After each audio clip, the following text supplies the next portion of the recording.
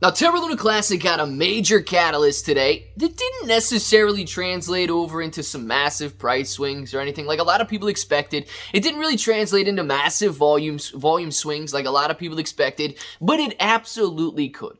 Today's the very first day that IBC channels, or this inter-blockchain communication, has been re-enabled between the Cosmos, and we need to talk a little bit about it because this is a good thing. And despite all of the other things going on in the Terra Luna Classic community right now, with potential changes to the burn tax, potential changes to, governance and the types of governing that we've got going on in the Terra Luna Classic community, kind of taking away from all of the proposals and giving more responsibility to some people who just want to run the chain. And all of these things, the inter-blockchain communication is something that could drive the price and drive the innovation for Terra Luna Classic higher over the future. So let's discuss it. Of course, if it sounds like something you're interested in, let's get started.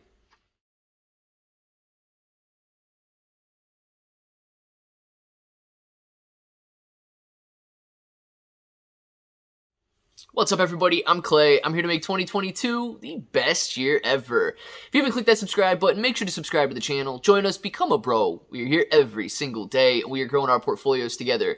And look, if you're brand new to investing, you don't know how or where to buy stocks in crypto, you got a link in the description below for Webull. It is super simple to set up your account. Any deposit, you guys are getting at least 6 free stocks, up to 12 free stocks, and a $1 crypto trade is going to get you $5 in free crypto. Now, if you guys want crypto exclusive exchanges where you can buy, sell, trade, short, use leverage, and so on, you get KuCoin and Binance down there. KuCoin and Binance offer rewards for the more active traders. So the more you trade, the more you're going to earn. But please be careful. Any centralized exchange right now is at risk. There's a lot going on plaguing these centralized exchanges, especially after the FTX collapsed, that it's affecting everything right now.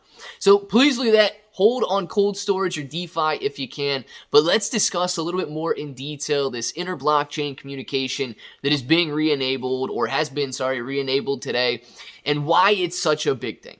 So anytime when Terra Luna Classic, let's start here. When Terra Luna Classic fell from $100 down, it was all of this inter-blockchain communication was frozen and disabled so that the fallout of Terra Luna Classic didn't necessarily affect these other chains in a negative way.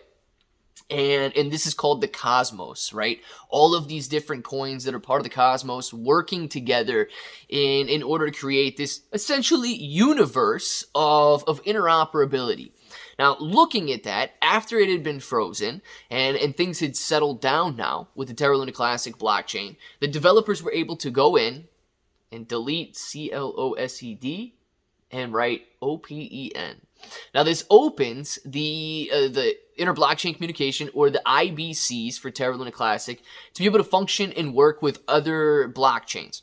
Now, why is this important? Number one, it creates additional use cases. If you were unable to perform on another blockchain, now Terra Luna Classic can perform on that blockchain. Now, what does that do? It increases the potential utility and the potential demand. Now, it's not a guaranteed utility and it's not a guaranteed demand, but anytime you have potential demand, it's one reason that more people will be able to buy it, one reason, if more people buy it, that the price will go up. Now, here's where it gets interesting, and this is what I believe a lot of people want to focus on, is that the increased utility, or this increased demand, will increase volume. And when volume increases, we know that we could absolutely see an increase in burns. The increase in burns is potentially going to be one of the largest factors that we do see out of the IBCs being re-enabled. Another one being the more apps and more developers coming in and building on the Terra Luna Classic blockchain, or integrating their current apps in a way that allows for Terra Luna Classic to be used. So we'll talk about that briefly after we discuss the potential burns here. So there are other proposals out there, some of which we have discussed in previous videos, that create these decentralized exchanges on other blockchains that allow Terra Luna Classic to be burned. Because we have to remember, anything that takes place on chain is what's currently affected by the burn tax. So if you're moving from Terra Station wallet to Terra Station wallet, or if you're moving from a Terra Station wallet over to a Binance account, or pulling off of a Binance account, these are all blockchain transactions that get taxed for Terra Luna Classic, and therefore send it to the burn wallet.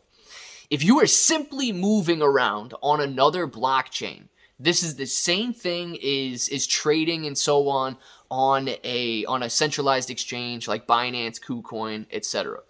So there's other proposals out there to indicate our intent as Terra Luna Classic communities to burn Terra Luna Classic on the other blockchains. And if these pass, it will be the same 0.2% burn tax that's out there. And of course, it's still going to be affected by the 10% skim or potentially 50% skim if that proposal passes. But if it does pass, we should see increased burns based on increased volume on these other blockchains. Now, like I said before in some of the other videos, it doesn't have to pass. They don't even if we do pass this proposal, they don't have to implement it. It can be very similar to a situation like Binance, KuCoin, and all of these other exchanges that don't necessarily burn the 0.2% trading fees or the 0.2% trading tax and so on that is currently on the Terra Luna Classic blockchain, but it can. And there's no downside to it. Right? A lot of these proposals for Terra Luna Classic recently have had their pros and they've had their cons. Opening the inter-blockchain communications back up doesn't really have any cons for Terra Luna Classic. It just creates use cases or potential use cases that increase volume, that increase demand, that increase prices, and so on. Now, if you're looking at all of these other blockchains that have their apps, have their developers, have all of their communities as well, if we integrate into them and their apps now allow you to use Terra Luna Classic on those apps, that therefore increases the demand as well, and it exposes more people to what Terra Luna Classic is. I think at this point, everybody's got a pretty good idea that Terra Luna Classic exists. They've seen it. It's one of the stories of 2022 in the cryptocurrency space. But as long as you get it on that screen, as long as you click a buy button, as long as you make it simple to purchase and hold Terra Luna Classic, no matter what blockchain it's trading on, it's paramount to price action. If you can't buy it, you can't increase demand. So the more blockchains that have Terra Luna Classic available on them, the better off we're going to be. So I know we didn't see any major action today. I think this could take some time to play out. But the thing that I do want to remind everybody is, we were told by developers that this was going to be the catalyst, that this was going to be the driving force, that this utility is exactly what we're after. A little less than exciting, but nonetheless, it is still something to look at and something to look forward to. So let me know your guys' thoughts down in the comments below on the IBCs being re-enabled. And of course, if that button right there is still red, make sure to click it, subscribe to the channel, join us, become a bro. We are here every single day, and we are growing our portfolios together. You guys got ClayBro 883 everywhere. You're getting 6 to 12 free stocks on Webull, KuCoin, and Binance, free Discord. And until the next time, hope that each and every one of you have an awesome day.